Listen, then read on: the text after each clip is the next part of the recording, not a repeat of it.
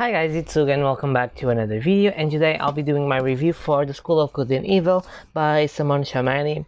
This is the first book of the first trilogy and the first of the 6 books of this world.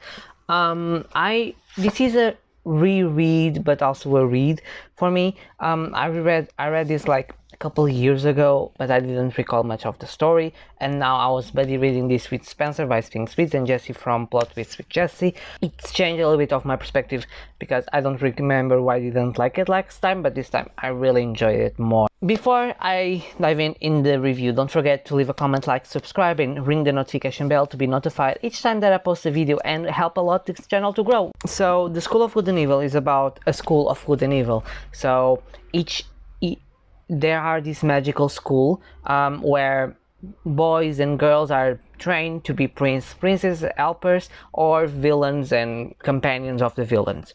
And there is a little town, Galveston, where each year or each 2 years two childs in this case, are kidnapped and sent to the School of Good and one to the School of Evil to become part of the fairy tales that will be written in books and will be distributed on that town years later.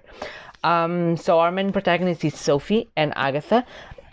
Sophie dreams about going to the School of Good because she believes she's a princess. She believes she deserves more than that life, that world that she is in, that village. And Agatha just is a grumpy person. She doesn't care about anything. She just wants a friend. So one night when they're kidnapped, they are sent to the Schools of Good and Evil, but the places are switched, or they think. This is a middle grade YA. They have like 12, 14 maybe, so definitely a more YA story because it has some violence in there. I think the story is very interesting, the concept, because we have a girl who believes she's good, but in the inside we see from the beginning she's not good, and then we see someone who apparently is bad, but she's not. She's just believe what the other people think, and I think this is what the book tries to tell us. The book ends in a little bit of a cliffhanger for the second one, because it ends in a way that we don't know what's gonna happen, or we understand, but we think there are some things that are left, a lot of things that are left open. During the book we spend time with them on different schools, on different settings, classes, how they fit in that society, also seeing the different types of villains, the heroes, how they act, all that concept. And we understand a little bit what it means to be a villain, what it means to be a hero, and that was interesting for me. I found it was enjoyable to follow that process of creating a hero or a villain, what they move, what they learn in this school. The challenges also, I think there's a lot of lore here that could be explored, and I hope for the next books it is explored, because there's a lot of concepts, a lot of different, there's a prophecies, and there is this magic. There is not a very developed magic system, each character has his own magic ability. Okay, the princesses have all the same abilities, they can talk to animals, it's very standard, but the villains each one has his own ability. One can transform everything in chocolate, the other can take off the tattoos that she has and transform them in real life creatures. That's interesting, but it fell just showing and not knowing, and I believe it's because it's a YA. I also didn't found the writing style to be amazing. I know Spencer had problems and found it weird. I don't know if it lost something in the translation, because this is my Portuguese edition. I believe the first 2 or 3 were translated, but the rest I have in English.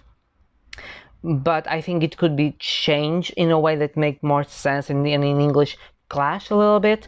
I don't know, I cannot say about that, but it's definitely sometimes it's weird, some of the things. But I think the plot is interesting, how we deal with our 2 main characters and how they evolve. The end is I think the end was a little bit rushed, in the point that we lost a lot of time on the build and the time that they spend on the school, and the end could be a little bit more stretched out, because it ends very quickly and it ends very fast. You know, the last few chapters after a certain plot element, it passes so fast that when we reach the end, we're like, okay, but I still have questions, and they could stretch a little bit. They could spend a little more time. Yeah, I'm excited for the second one. I'm excited to see the rest of the series. I don't know if Spencer will continue to read with us because he didn't like it, but Jessie didn't have time to read this one this month, but she will read it, and then we continue, I think, both of us. If anyone wants to join us, just tell us, because we're always looking for more people to talk about. You have time. I think we'll read the second one probably in November, so you have a couple time to read it, and join us then.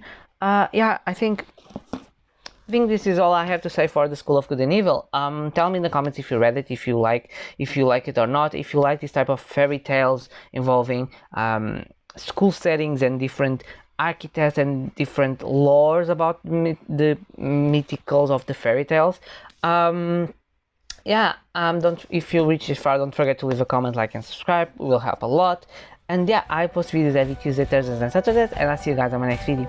Bye.